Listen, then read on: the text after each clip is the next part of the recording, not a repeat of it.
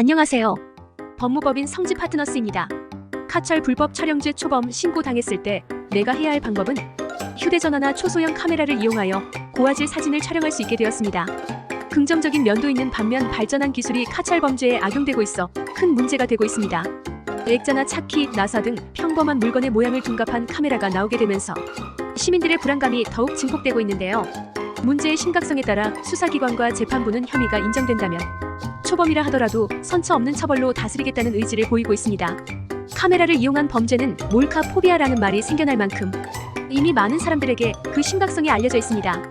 상대방의 의사에 반하여 성적 수치심을 유발할 수 있는 타인의 신체 일부를 촬영하였다면 혐의가 인정되어 법적 책임을 지게 될 수 있습니다. 카철 구체적인 처벌 수위는 성폭력 범죄의 처벌 등에 관한 특례법에서 규정하고 있는 카메라 등 이용 촬영죄의 행위로 혐의가 인정된다면 최대 7년의 징역형과 5천만 원 이하의 벌금형에 처해질 수 있습니다.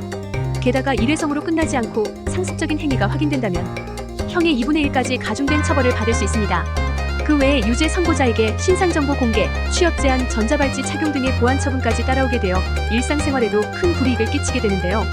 본인의 잘못된 성적 욕망을 범죄로 실현시킨 대가는 상당히 무겁다는 것을 인지해야 하겠습니다. 추행이나 강간, 희롱 등 피해 대상에게 직접적으로 신체 접촉을 하거나 불순한 언행으로 피해를 준 것은 아니기에 처벌에 약소할 것이라 생각할 수 있으나 해당 사진 및 영상물이 유포될 경우 더 큰 피해를 야기할 수 있으므로 높은 형량으로 선고하고 있습니다. 촬영물에 노출된 신체가 등장하지 않았다면, 때게 촬영물에 신체의 은밀한 부위가 찍히지 않았다면 상관없을 것이라 생각하기도 합니다. 그러나 레깅스를 입고 있는 여성의 다리를 촬영하였을 때에도 본 죄가 성립하며 상대방의 의사에 반하여 촬영하였다는 것에 중점을 두고 있으니 신체의 노출 정도와는 무관합니다.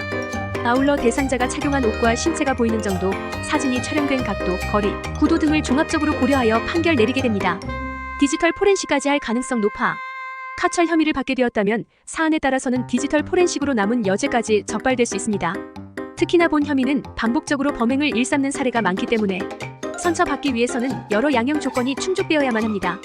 피해자가 경찰에 카철로 신고하여 긴급한 상황이라면 아래의 기소유예 처분을 받은 사례를 확인해 보시기 바랍니다. 기소유예를 받았을 때에는 보안 처분 받지 않습니다. 초범이긴 한데 현장에서 촬영한 사진까지 발각되었습니다. 어떻게 해야 하죠? 실제로 저희 법인에 이렇게 문의글을 주신 의뢰인 P씨. 다급한 마음에 저희 법인에 한 걸음에 달려오셨습니다. P씨와 상담한 내용을 각색하여 알려드리도록 하겠습니다. P씨는 지하철에서 내려 약속 장소로 이동하던 중 에스컬레이터 앞에 선한 여성이 짧은 치마를 입은 모습을 보고 본인 소유의 아이폰으로 촬영하였습니다.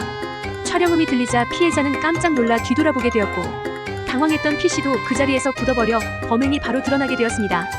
피해자는 이 사실을 확인하여 경찰에 신고하였고 촬영된 사진 또한 앨범에 있어 사안을 부인하기 어려웠습니다. P씨는 홀로 경찰 조사에 임했으며 송치된 카철 사건을 검찰에서 끝내보기 위해 법률 대리인은 다음과 같은 방법으로 조력을 준비했습니다.